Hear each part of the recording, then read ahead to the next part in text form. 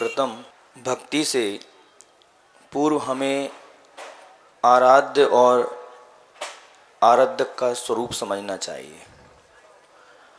हम जिसकी भक्ति कर रहे हैं वो कैसा है, हमारा आराधक कैसा है, हमारा आराध्य कैसा है, ये समझना चाहिए।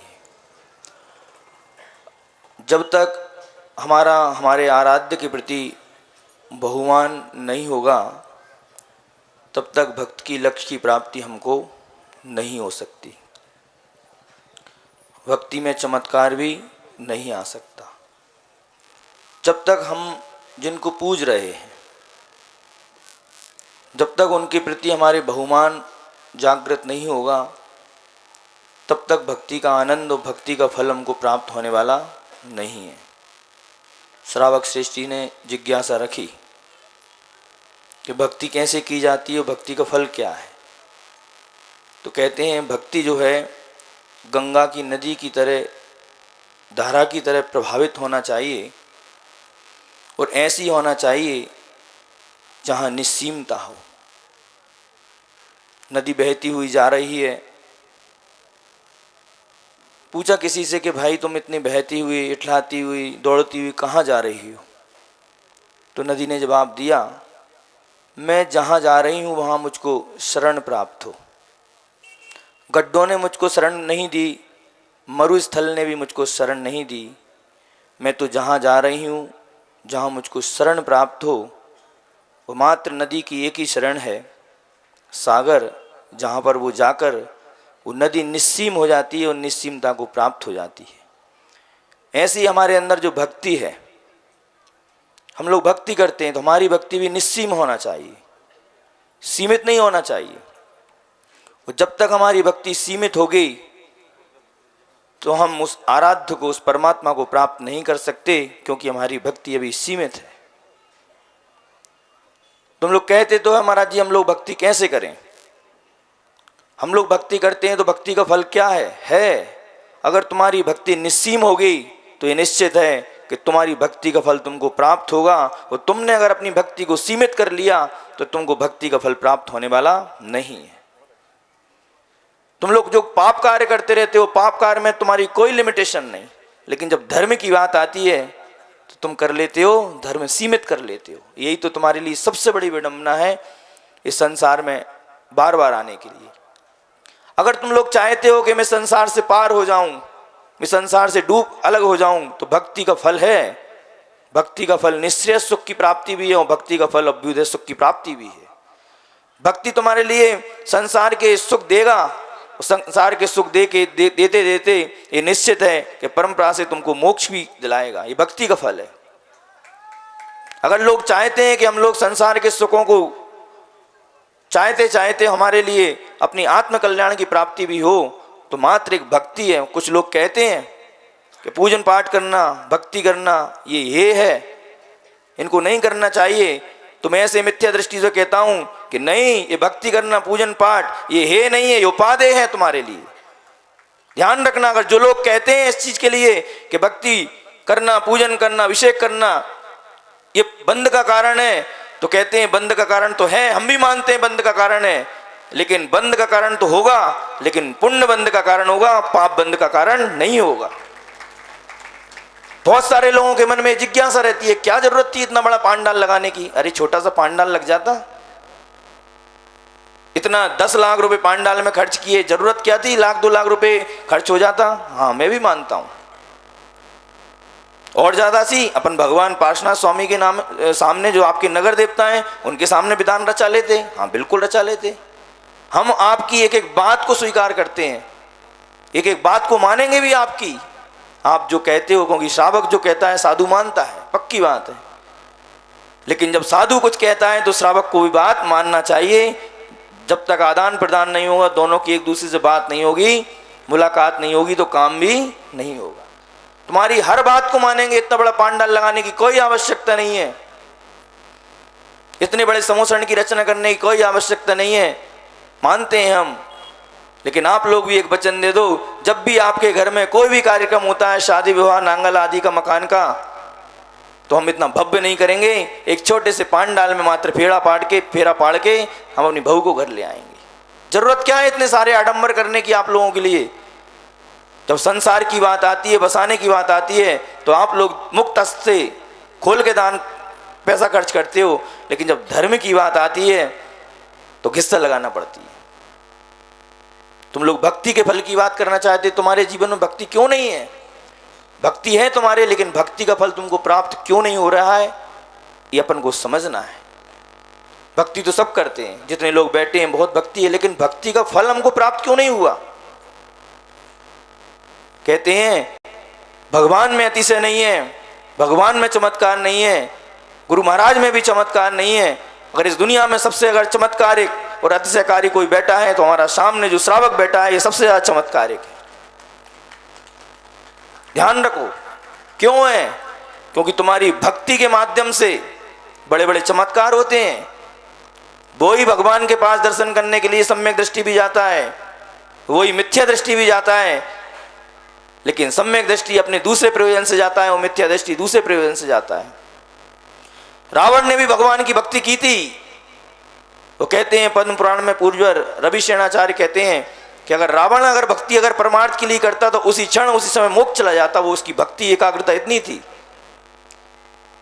राम की भी इतनी भक्ति नहीं थी जितनी रावण की भक्ति थी, लेकिन रावण ने जो भक्ति की है वो राम को मिटाने के लिए भक्ति की थी, और राम ने जो भक्ति की थी वो परमार्थ के लिए की थी उन्होंने।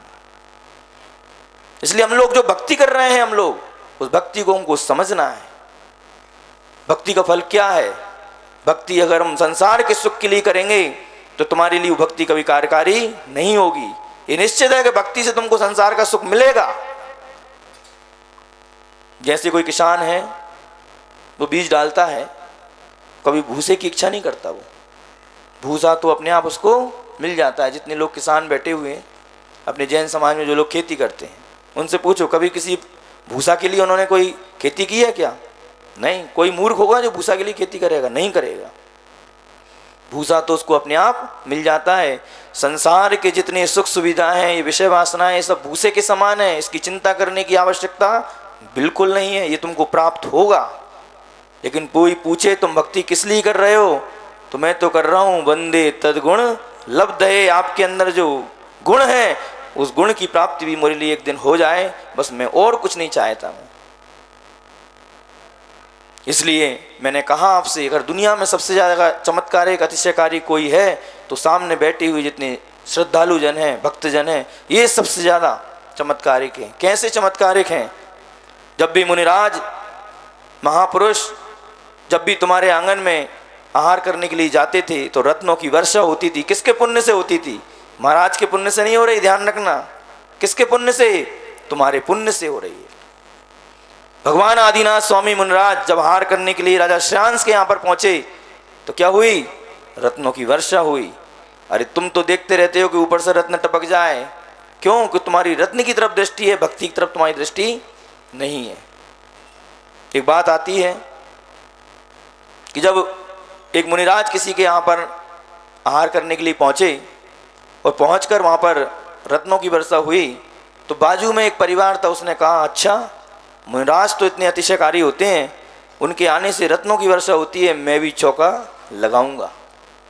महिलाओं ने कहा, क्योंकि महिलाओं के लिए रत्न सोने चांदी मिल जाए तो फिर तो कहना ही क्या है, रत्न बरस रहे हैं, कीमती रत्न है वो तो। जैसे ही महिला के मन में पानी आया, किसके लिए? मात्र रत्नों के लिए। मुनिराज की चिंता नहीं है उसके लिए, किसकी चिंता है? रत्न मिल जाए मेरे लिए। अगले दिन चौका लगाया, किस्मत से मुनिराज आ भी गए उनके चौके में।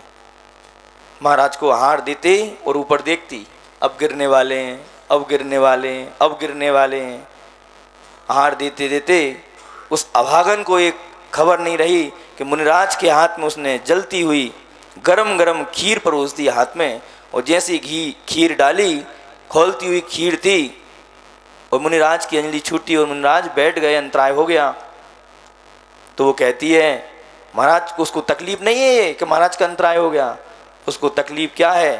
अरे महाराज थोड़ी देर और खड़े रहते, रत्न बरसने ही वाले थे नीचे से। बताओ तुम्हारी ऐसी भक्ति कैसे कार्यकारी होगी? जब तुम निस्वार्थ भाव से अगर भक्ति करोगे तो ये निश्चित है कि तुम्हारी भक्ति कार्यकारी होगी। और अगर तुम स्वार्थ से करोगे तो तुम्हारी भक्ति का कोई भी फल प्राप्त होने वाला नहीं है। हम लोग दान भी देते हैं तो किससे देते हैं? स्वार्थ से दान देते हैं। मत देना स्वार्थ से कभी दान।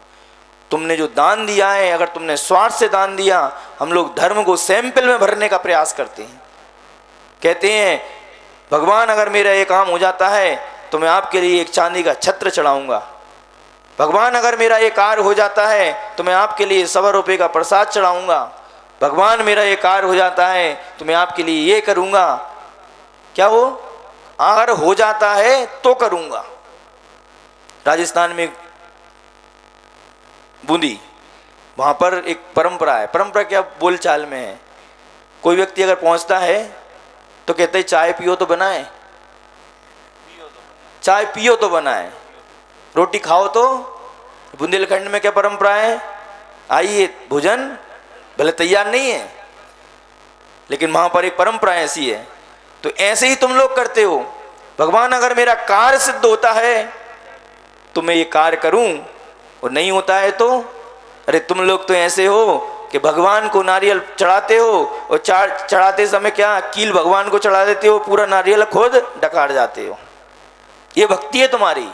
ऐसी भक्ति कभी भी तुम्हारी कार्यकारी होने वाली है ही नहीं है। कितने ही मूल के हो जाना तुम लोग, तो तुम लोग चाहते हो कि भक्ति का फल मुझको प्राप्त हो। तुम लोग चाहते हो ये समोसरण महामंडल विधान में बैठने का हमारे लिए फल प्राप्त हो।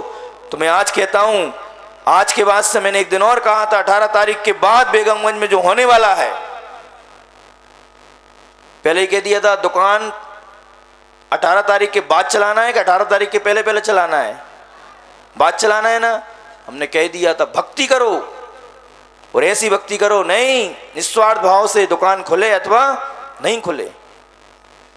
72 समोसरण मंडल विधान की जो महक है, जो सुगंध है, अरे चंदन की सुगंध तो कुछ दूर तक जाती है, लेकिन जो श्री जी की अपनी यहाँ 78 श्री जी की जो महक और तुम्हारी पूजन की जो महक है, विश्व में सारी जगह फैल चुकी है। ऐसी भक्ति तुम लोगों ने यहाँ पर की। बस मात्र इतना कहना चाहता हूँ कि भक्ति के लिए मात्र स्वार्थ से भक्ति मत करना। कहना नहीं भगवान हमको ये सौभाग्य प्राप्त हुआ था, अरे मैं जन्म जन्म का पुण्यात्मा था कि मुझको इस समोसरण मंडल में बैठने का सौभाग्य प्राप्त हुआ है। सौभाग्य मानना इसके लिए। और जिन व्यक्तियों ने अगर तुमको प्रेरित किया है इस प्रारंभ में, तो उसके जाके पैर छू लेना, भैया तुमने इतना बड़ा सौभाग्य मुझको दिया है कि मैं अगर इससे वंचित रह जाता। मैं दान जो दिया जाता है, बोलियां आप कराई जाती हैं, बोलियां लेने के बाद आपको उसका आभार व्यक्त करना चाहिए। कहना चाहिए आपका बहुत बहुत धन्यवाद, आज आपने मुझको इतना बड़ा मौका प्रदान किया है। जब भी बेगमगंज का इतिहास लिखा जाएगा तो बेगमगंज के इतिहास में नाम लिखा जाएगा कि इस विधान कराने वाला कौन था, ये विधान कराने का सानिध्य किसका प्राप्त हुआ था, इस विधान में आशीर्वाद किसका था, इस विधान में चक्रवर्ती कौन बना था, इस विधान में सौधर्मेंद्र कौन बना था, इस विधान में महायज्ञ नायक कौन बना था, इस विधान में बाहुबली कौन बना था, इस विधान में राजा कुबेर कौन बना था। ये इतिहास लिखा जाएगा। अरे पंचकर्णक होंगे, जब दोबारा 72 मंडल समोसरण होंगे तब तुम भूतपूर्व कहलाओगे। ध्यान रखना, कितने पंचकर्णक के भूतपूर्व तो हो जाते हो बाहुबली, लेकिन तुम इसके भूतपूर्व कहलाने वाले नहीं हो। इसके तुम हमेशा रहोगे जब तक तुम्हारे यहां पर दोबारा 72 मंडल समोसरण विधान नहीं होगा। पंचकर्णक तो हो जाएंगे, जब तक 72 मंडल दोबारा नहीं होगा तब तक तुम वर्तमान के ही कहलाओगे। आप लोग बहुत उत्साह के साथ में आपने बहुत आनंदित तरीके से कार्य किया और भक्ति के साथ अपन ने काम किया। मात्र भक्ति हमारी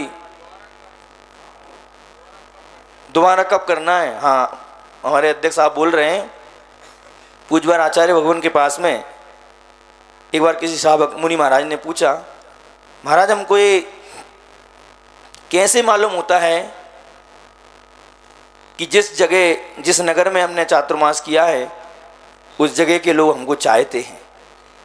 मुंह पे तो सब तारीफ करते हैं, बहुत अच्छे महाराज हैं, सब कुछ बहुत अच्छा है। हम कैसे जाने महाराज जी की यहाँ की समाज हमको चाहती है, हमारे धर्म की प्रभावना हुई है, सब कुछ हुआ है? क्योंकि मुंह पर तो सब कहते हैं।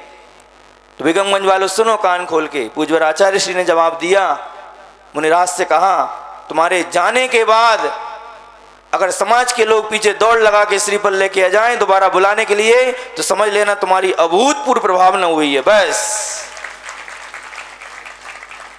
अब तुम दोबारा मंडल की बात करते हो, तो मैं तो कहता हूं जब भी हम बेगमगंज में आएंगे 72 मंडल तो नहीं करेंगे। हाँ, हमारे महाराज महासागर जी महाराज कह रहे हैं 108 मंडल का विधान का मानना करेंगे, चिंता नहीं करना। बहुत सारे लोग बोल रहे हैं कि बेगमगंज के सारे रिकॉर्ड टूट गए, तो मैंने कहा ध्यान रखना, बेगमगंज वाले रिकॉर्ड तोड़ते नहीं है, रिकॉर्ड बनाते हैं। हम कभी रिकॉर्ड तोड़ने वाला काम नहीं करते, तोड़ने टाड़ने वाला काम हमारा है ही नहीं, हम तो बनाने वाला काम करते हैं। तुम तो आगामी 108 समवसरण महामंडल विधान की रचना करना, ध्यान रखना, ये नसिया नहीं। अब जो कार्यक्रम होगा वो तो बाहर से होगा, पूरा कार्यक्रम भव्य रूप से होगा वो कार्यक्रम जब भी होगा। इसलिए इस कार्यक्रम में, इस अनुष्ठान में बहुत सारे लोगों ने बहुत अच्छी तरीके से, अगर तुम भक्ति का फल चाहते हो तो कह देना नहीं मैं तो पुण्यात्मा हूँ। आज जो 48 मंडल वालों के लिए जो सौभाग्य प्राप्त होने वाला है, ध्यान रखना किसी को नहीं होने वाला। अरे रथ में और बग्गी में तो सब बैठ जाते हैं, लेकिन तुम लोगों के लिए कितना बड़ा सौभाग्य मिल रहा है कि जो 24 भगवान यहाँ से निकलने वाले हैं, तुम अपने कंधों को आज धन्य करोगे। अरे तुमने तो आरतियां बहुत उठाई हैं, आरतियों पे लोगों को, बहुत सारे लोगों को शमशान ले गए हैं, लेकिन जिन कंधों पे तुम भगवान को विराजमान करोगे, अपने रिश्तेदार 48 मंडल वाले सुनो, आज तुम लोगों के लिए सौभाग्य मिलने वाला है। 48 मंडल वाले जितने भी लोग हैं, अपने परिवार रिश्तेदार सब धोती दुपट्टा मुकुट पहन के एक एक श्री जी के लिए एक एक पालकी में आप लोग विराजमान करके आप स्वयं उठाओगे उसके लिए, पालकी के लिए, कोई दूसरा व्यक्ति नहीं उठाएगा उसके लिए। और तुम लोग कह देना नहीं आज मेरा कंधा धन हुआ है, अरे जिंदगी भर तक तो इस कंधे पर मैंने संसार के बोझ को ढोया है, जिंदगी भर तक इस कंधे पर मैंने परिवार का बोझ ढोया है, आज जिंदगी में पहली बार मेरा कंधा धन होने वाला है, क्योंकि आज मेरे कंधे पर मेरे जिनेंद्र भगवान विराजमान होने वाले हैं, मेरे पिता विराजमान होने वाले हैं, मैं किसी दूसरे को नहीं दूंगा। फिर देखना तुम्हारे जीवन में, ये मत बोल देना कंधा दर्द कर रहा है। अरे जब 72 भगवान 78 भगवान हमारे पहले दिन निकले थे, पूरे नगर में धूम हो गई थी। पहले तो 24 2-4 निकलने की बात थी, लेकिन पिक्चर में एकदम महासागर जी महाराज जी आए, नहीं पूरे भगवान निकलेंगे। ठीक है, पूरे भगवान निकलेंगे, सारे लोगों निकल के, वो कोई मांगता था भी, कोई नहीं देता था। नहीं, तुम ऐसे बोलना जैसे कोई छोटा सा बच्चा रहता है, वो माँ छुपा के करती है, जैसे कल सौदामिंद्र रानी कर रही थी, नहीं दूंगी नहीं दूंगी, वो पीछे लग रहा है सौदामिंद्र। ऐसे ही तुम जिनेंद्र भगवान कोई मांगता भी है, नहीं भैया जिनेंद्र भगवान मेरे कंधे को आज धन्य करने के लिए आए हैं, मैं जन्म जन्म का पुण्यात्मा हूं कि आज जिनेंद्र भगवान मेरे कंधे पर बैठेंगे। ध्यान रखना 48 मंडल वाले, बीच बीच में महाराज जी लोग आएंगे देखने के लिए। भगवान को अगर लेते लेते तुम थक गए तो ध्यान रखना तुम्हारा संसार बहुत अधिक है अभी, और तुम्हारा अगर मन में आया नहीं, प्रफुल्लित मन से, भाव से आनंद आना चाहिए तुम्हारे अंदर, रोमांच उठना चाहिए कि आज 48 भगवान। अरे तुम तो ये कहते कि नहीं महाराज जी हम तो 72 श्री जी को निकालेंगे, हम कभी थकेंगे नहीं। ऐसी बात करना। सभी लोगों ने बहुत अच्छी तरीके से 24 पालकियां जो रहेंगी आप लोग लेके चलोगे। एक पालकी में 4 लोग लगेंगे, हाँ 4 लोग लगेंगे। हाँ साधारण इनकी भी आ रहा हूँ, पहले 24 से नीचे आऊँगा ना। ये इनके अगर ये नहीं होते तो हमारा अनुष्ठान भी अधूरा नहीं होता। ये नीचे जितने बैठे हैं ना सामान्य रानी, इनका बहुत बड़ा रोल है इस कार्यक्रम में, क्योंकि कहते हैं छोटे से छोटा और बड़े से बड़े व्यक्ति का भी बहुत महत्व होता है। इसलिए कभी किसी व्यक्ति को छोटापन को, सामान्य रानी जितनी है, जो व्यक्ति जिस ड्रेस में उसी ड्रेस में रहेगा। बाबूजी बन के मत चले जाना घर पे, ध्यान रखना। अभी तुम्हारा अनुष्ठान यहाँ पर आने के बाद ही तुम्हारी हाथ की कलाई की वो आंटी खुलेगी, तब तक तुम, इसलिए कोई अपने अपनी ड्रेस जो है उसी ड्रेस में रहेंगे। जो जलूस आज का निकलने वाला है ध्यान रखना है, ये तुम्हारे बेगमगंज क्या, भोपाल क्या, रायसेन क्या, सबसे बड़ा जुलूस निकलने वाला है। बाहर के लोग बहुत देखने के लिए इस जुलूस के लिए आ रहे हैं। व्यवस्थित तरीके से मर्यादित रहना, देखना, राग द्वेष कसाय बिल्कुल मत करना। जिनेंद्र भगवान के यहाँ पर जिसको जो व्यवस्था दी गई है उस व्यवस्था में सभी लोगों को सहयोग देना है। और मुनि संघ तो रहेगा ही रहेगा, और बहुत व्यवस्थित तरीके से, बहुत अच्छी व्यवस्थित संयोजना चारों महाराज जियों की, बड़े महाराज जी महासागर जी महाराज जी की विशेष कृपा से बहुत अच्छी संयोजना बन के ये अपना कार्यक्रम, बहुत ही आज का भव्य कार्यक्रम, और करेक्ट 12 बजे आप सभी लोगों को यहाँ पर आना है। जल्दी आपको छोड़ दिया जाएगा, और आके पहली बात तो जाना ही नहीं है, भोजन करो, यहीं बैठो आराम से। और 12:30 बजे जुलूस को अपन को रवाना करना है।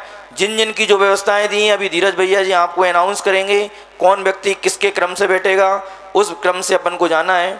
आप लोगों ने अपना उत्साह, दान वगैरह सब बहुत अच्छे से दिया, सब कुछ बहुत अच्छा है। जब हमने कल परसों निर्माल्य की परिभाषा बताई, तो जो पुराना 2019 की जो राशि थी, देखो कितनी पुरानी राशि थी, तो राजेश वीरपुर कहाँ है? आ जाए राजेश वीरपुर। इसके मन में तुरंत भाव आए, कहते हैं महाराज जी मेरी पुरानी एक राशि है। मैंने कितनी है? महाराज 5 लाख में जमा करना चाहता हूँ। मैं नहीं चाहता कि मेरा मंदिर का पैसा, निर्माल्य का पैसा, एक पैसा भी मेरे घर में रखा रहे। राजेश वीरपुर का सम्मान करिए पूरी समाज के लोग। 2019 के जिन जिन लोगों ने पैसे दिए, आप ध्यान रखना, आप ये व्यवस्था मत सोचो कि ये पैसे जो हैं हमने किसी दूसरे उद्देश्य के लिए दिए हैं। तुम्हारा एक ही उद्देश्य था कि हमारा दान जो पाप की कमाई थी हम पुण्य में परिवर्तित कर रहे हैं, उसके लिए तुम्हारी दान की कोई आवश्यकता नहीं है। तुम ये ध्यान रखना, ये दान तुम्हारा लिया जा रहा है, तुम्हारे पाप की कमाई जो है ये पुण्य में परिवर्तित करने का मात्र एक स्थान है, जो नंबर 2 में कमाते हो, नंबर 1 में तुम यहाँ पर ट्रांसफर करो तुम लोग। एक दिन और कहा था, अगर तुम दान नहीं दोगे तो ध्यान रखना, या तो मोदी लेके जाएगा या तो महाराज, दोनों में से कौन को देना है बता दो। दोनों की राशि एक ही है, महाराज और मोदी। इसलिए अपना दान जो है यहाँ दे दो। जिन जिन लोगों ने पुराना, या मयंक से कही, इन्होंने भी अपनी पुराना 2019 की जो एक 51 थी, राजेश की 5 लाख की लगभग थी, 5/11 की थी, इन्होंने जमा करा दी। जिन जिन लोगों के पास में पुराना पैसा रखा है, देखो मंदिर का पैसा, एक दिन कहा था वीर प्रभु का पैसा है, अपने घर में मत रखना, नहीं तो बर्बाद हो जाओगे, ध्यान रखना। मंदिर का पैसा किसी को पछता नहीं है। तुमने बोली दी और देने के बाद तुम तो ये सोचना चाहिए कि नहीं, अब मेरे पास तो सबसे बड़ा एक कर्जा है, एक कर्जे को मैं अपने घर में नहीं रखूंगा। सारे के सारे लोग पात्र, अरे हम दान कभी शर्तों पे नहीं देंगे। जो जिनेन बेटे हैं, देखो जब बोली लेते हैं फट से तुरंत कर देते हैं, कोई बकाया राशि नहीं है इनकी श्रावक सृष्टि की। दान ऐसा होना चाहिए। अरे किस में उपयोग कर रहे हैं, क्या में उपयोग कर रहे हैं, तुम्हारा विषय नहीं है। अरे मंदिर का पैसा जो होगा वो सत्कार्य में ही लगेगा, कोई दूसरे कार्यों में नहीं लगा जाएगा। इसलिए हाँ, कमजोर है वो समाज से बात करके जो व्यवस्था है वो कर सकते हैं। समाज लोग, हाँ समाज सब समझती है। और ये भी पक्की बात है, अगर जिसकी क्षमता नहीं है वो आके ये भी कह भी दे, नाम ऊपर नहीं किया जाएगा। आके कमेटी से बोल दो हमारी क्षमता पहले थी, हमारी क्षमता अब नहीं है। कमेटी कहेगी कोई बात नहीं, अरे दान ऐसे थोड़ी जबरदस्ती दिया जाएगा, लेकिन तुम्हारी क्षमता है, उसके बावजूद भी अगर तुमने पैसा अपने घर में रखा है तो ध्यान रखना वो पैसा तुम्हारे लिए कभी सुख देने वाला नहीं है। तुम चाहते हो अरे सूखी रोटी खा लेना, सूखी रोटी में सुख ज्यादा है मालपुआ से अधिक। लोन लेके लूना कभी मत लेना, ध्यान रखना। लोन लेके लूना मत लेना कभी भी नहीं। ब्याज का पैसा जो रहता है, ब्याज से पैसा लेके अगर अपन ने दान दिया तो चक्रवर्ती ब्याज लगेगा, कभी सुखी नहीं हो पाएंगे अपन। बस इतना ही है। आज के कार्यक्रम की संयोजना बहुत तगड़ी है, लेकिन सफल अगर बनाना है तो हमारी जितनी लोग बैठे हुए हैं ये सफल बनाएंगे, जितने लोग कार्यकर्ता हैं वो सफल बनाएंगे। एक व्यक्ति के कार्य से कोई भी कार्य होने वाला नहीं है। जब तक पूरी समाज संगठित होकर कार्य नहीं करेगी, अपनी व्यवस्था, अपन को लगता है कोई व्यवस्था गड़बड़ हो रही है, अपन उसको बनाना है। कोई राग द्वेष कसाय करके अपन को नहीं करना, कोई भी। हाँ ध्यान रखना, पहली बात देव सास गुरु रह गए, कोई किसी संबंधित कोई भी बात आपस में होक टोक नहीं करोगे। कोई दिक्कत है आपके लिए, आप बड़े जन जो हैं आपके लिए, आप उनको करोगे, आपस में कोई बातचीत नहीं करोगे।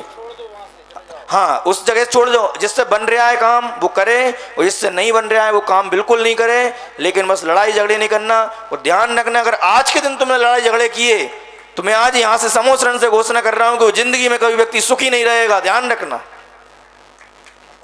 हाँ क्योंकि देखो अपन जैन समाज के लोग हैं, दुनिया के लोग देखेंगे लड़ रहे हैं लोग, अदर समाज के लोग दुनिया में देखो सब जगह क्या है, जैन समाज कितनी संगठित है, भले छोटी है अपनी, कहते हैं भले कम है अपन, अरे हीरा कहाँ मिलता है, कम दुकानों में मिलते हैं।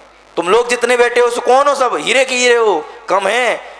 क्वांटिटी से मतलब नहीं होना चाहिए, अपन को क्या होना चाहिए, क्वालिटी होना चाहिए। हमारी क्वालिटी बहुत अच्छी है। आज बेगमगंज के सारे नर नारी, युवा बच्चे, वृद्ध, सारे के सारे आज दिखा दें कि नहीं, बेगमगंज में जो भी काम होता है अद्वितीय कार्य होता है। और जहाँ जहाँ हम लोग जाएंगे बेगमगंज के गुण गाएंगे कि देखो बेगमगंज समाज हो तो ऐसी समाज हो।